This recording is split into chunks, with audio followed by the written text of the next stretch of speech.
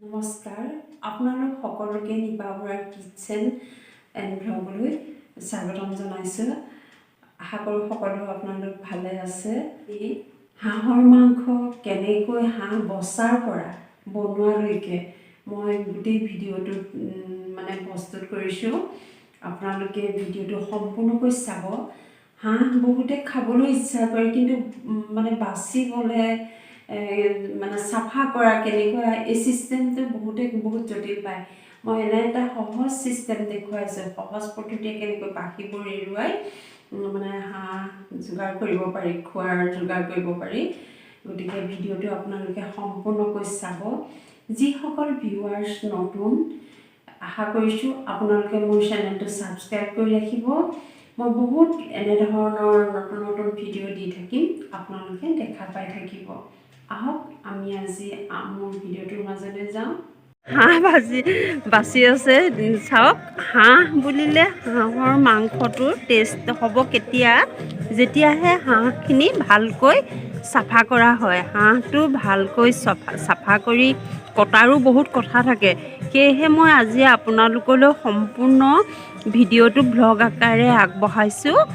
এয়া চাওক কি ধুনীয়াকৈ এওঁ হাঁহ বচাত আৰু এক্সপাৰ্ট।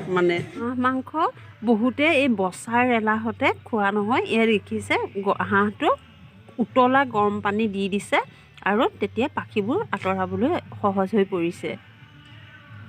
হাঁহৰ পাখিখিনি আঁতৰাই ল'লে, আঁতৰাৰ পাছত পুৰিলে। এতিয়া পুৰাৰ পাছত এয়া কটা আৰম্ভ কৰিছে আৰু কি ধুনীয়াকৈ চফা হৈ গ'ল চাওকচোন। এই হাঁহটো বহুত টেষ্ট লাগে খাবলৈ। হাঁহ মাংসত নিমখ দিলোঁ আৰু অলপ তেল দিছোঁ। এতিয়া মাঘত হাঁহ এনেও তেল, গতিকে তেল কমাই দিব লাগে। এয়া মই ধনিয়া দিছোঁ, অলপ ধনিয়া গুড়া।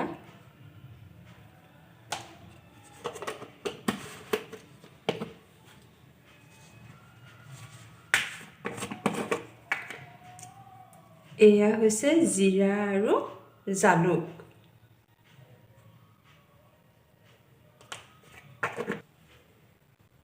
এয়া হালধি, একেবাৰে দি দিছোঁ হালধি।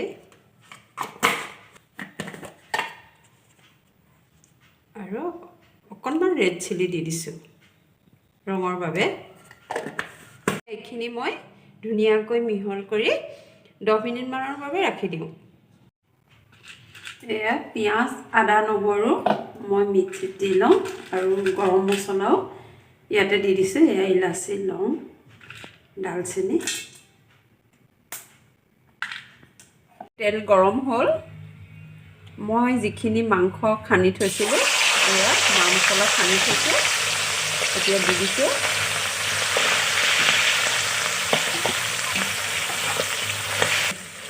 এয়া খুব কম জুইত বনাম, জুইটো কমাই দিব লাগে। আৰু ভাজি থাকোঁতেই যাতে হাঁহৰ পৰা যিটো তেল ওলায়, সেই তেলটোৱেই যাতে সিজি থাকে। খুব কম জুইত বনাব লাগে হাঁহটো। এয়া মই এতিয়া একেবাৰে জুইটো কমাই দি দিওঁ।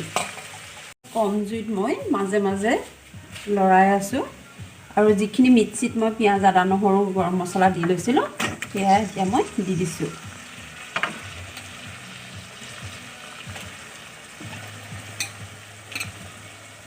একেবাৰে কম জুইত বনাব লাগে হাঁহ, তেতিয়া টেষ্টটো বহুত ভাল হয়।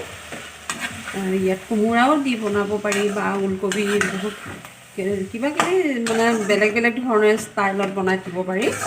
কিন্তু মই আজি এনেদৰে বনাইছোঁ। ঠিক আছে, এনেদৰে কম জুইত মই লৰাই থাকিম। এয়া পানী দিবলৈ হৈ গ'ল। এতিয়া মাঘত হাঁহৰ তেল কেতিয়াও নুশুকায়। এয়া অলপ দিওঁ পানী, বেছি পানী নিদিওঁ। পানী দি উতলাই ভালকৈ উতলিবলৈ দিওঁ। এতিয়া জুইটো অলপ বঢ়াই দিম। ভাজোঁতে জুইটো কমাই দিব লাগে। এতিয়া উতলিবলৈ দিওঁ ভাল ধৰণেৰে। এয়া মাংস বনোৱা হৈ গ'ল। চাওক ইমান ধুনীয়া কালাৰ হৈছে। এনেদৰে আপোনালোকে এবাৰ হাঁহ মাংস বনাই খাওক, ইয়াৰ জুতি কেতিয়াও পাহৰিব নোৱাৰিব। চাওক কালাৰ কি ধুনীয়া হৈছে।